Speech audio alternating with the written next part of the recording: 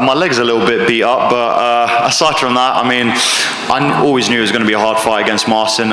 He's one of the very few guys that can throw all these extravagant kicks like me. Obviously, I used more of my boxing in that fight, but it definitely added a whole nother layer of, trying to prepare, because, it's not often that I have a guy that can throw that kind of stuff against me. So, I had to use other areas of my game, which I was very adamant to show, obviously. And you said you knew he was going to be a tough guy, but you were landing some clean shots in there, and he stayed standing quite often. So what's going through your mind when you're landing your best shots and he's still fighting back? I got a little bit overeager with a certain. I should have sort of picked my shots a little bit better, maybe feinted a little bit more. But ultimately, I got the job done. I did land the shots. That's what I was aiming to do. I knew I could land it, especially with the hands.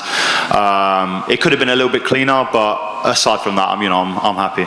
And I think there was a point when you had him hurt against the fence and he landed a counter and kind of rocked you a bit. Was that kind of eye-opening too, like maybe not rush in there? Yeah, 100%. My corner team were definitely loud to let me know about that, that's for sure. Yeah, it's just, kind of not rushing. At the end of the day, I felt it was a good performance against a very tough guy. Still learning, still getting better. And like I say, it's just something to build up upon, but definitely it was amazing to find it back at home as well. This is your first submission in the UFC? Yeah, first submission in the UFC. Bloody crazy, you know what I mean? Like I say, it's just something that was sort of given to me, It's nice to add another submission onto the track record. So, yeah, I'm happy. Like I wanted to show more areas of my game, and, tonight I got to do that. Well, it's funny you said you were looking for that submission, and it was kind of given to you. The broadcast seemed to think that your opponent was he was so exhausted that it just felt like he maybe gave that because he was just so beat up and exhausted. Either way, he got exhausted, trying to fight against me, trying to move away and stuff like that. And, I found the finish, and that's one thing that, I really wanted to do. I wanted to find the finish, wherever it may have came from, whichever part of the game. Obviously, in my head, I was kind of expecting it would probably come more from the stand-up area, but I'm happy that I was able to blend the arts together and show more of my skill set. Do you hoping to get one more in there by the end of the year? Because even before this fight, this is your first fight of the year. You're hoping to get a second one before? I'm hoping, yeah. I mean, look, as long as they clear me medically and stuff like that, I want to fight as early as possible, really. Either October, December, whatever it is. I'll rest up, I'll heal up, I'll get straight back into training. I'm looking to get back in here and continue my rise to the top. This is my 8th fight now in the UFC, and again, something to build upon. So yeah, I'm just gonna keep going. You walk out to gigs again, mate. It can't be done any other way. You know what I mean? It can't be done any other way. Now you see the difference when it's played in a crowd at home to when it's played like in America. America, they don't understand, but over here, they know what it is. Some of us appreciate it. Well, anyways, but it was like I say.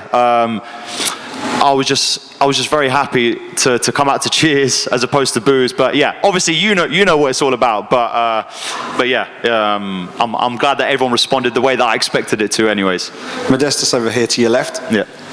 Second stint in the UFC. That's 3 out of 4 for you in this second run. Talk to us about the mindset change, having gone through the disappointment of that first stint, coming back to the UK scene, rebuilding, and now coming back clearly vastly improved from the first time you were here. Yeah, I think maybe it was a bit premature before to be in the UFC, but not by skill set, more just by mindset. I feel like, obviously, I felt like I was ready to take on the world, just after having been the Cage Warriors champion, defended it, and stuff like that. And the thing is, I always know how good I am. My teammates constantly tell me, and it's just a case of showing it. Maybe it was a bit premature in terms of me just finally pulling the trigger when I'm in there. You know what I mean? I felt like but I say that, and then I had in my eyes, I had a good performance against Oleksiejczuk and stuff like this. But definitely, the killer mindset that I have is a lot different. I'm more willing to actually get into a fight, get into a brawl and stuff like this. And that sort of warrior mentality is something that you need in fighting. Some people can be calm, but I know for me, that's what I definitely need, and that's what I have. I've been training with the likes of, Tom Aspinall, Mick Parkin. Mick Parkin got an amazing win. I'm very happy for him. I know Tom is going to defend his belt as well. So, a great stable of guys. I've got my team at BST. I've got my dad. So, it's just just things to build upon. But I'm more confident. I'm more mature. I'm more mature as a fighter. Some people, they mature early, you know, like John Jones was able to do it at 23. But for me, this is now my maturing stage, and I'm very looking forward to put on more performances for you guys. And just referencing the other two guys that are on the card who you've been training very closely with over the course of the last few weeks and months, how much has being in that room really helped you? And, you know, unusually probably for you being one of the smaller guys in the gym, right? So how's that been? I said that many times. Like, it's not often you have a picture where I'm like literally the shrimp. Do you know what I mean? Like, aside all these giants, do you know what I mean? But it definitely helps you level up. I mean, you've got the likes, like I say, Ante Delio, you know, Pavel Delitko, who's fighting for the Brave Belt, you know, Tom, Mick Parkin, Phil DeFries as well, who's an absolute animal. Do you know what I mean? KSW champion. It's been absolutely amazing to add that to my camp. Do you know what I mean? The sparring partners are such high-level guys, and you know, there's such a warm family sort of environment up there as well. It definitely complements my training. I've been going up there every Monday and Tuesday now for the last 8 weeks, just to complement all my other training. And even, you know, my dad and my other training partners and coaches have all said it's the same thing, you know, that it's definitely a whole different level of what I'm bringing, just because I'm just training with such good level guys. And it just makes me even more, like, even in the strength aspect, the speed aspect, all these different factors that go into it. So I'm very grateful. Great stuff. Congrats. Thank you, mate. Congratulations. How does it feel to get a win here in the UK, first fight in the UK, UFC? Joe, I just want to say it's very good talking to you, my brother. This guy has been following me for a very long time.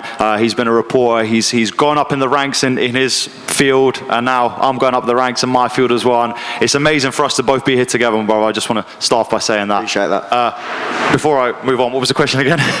First fight in the UK, in the UFC, how does it feel?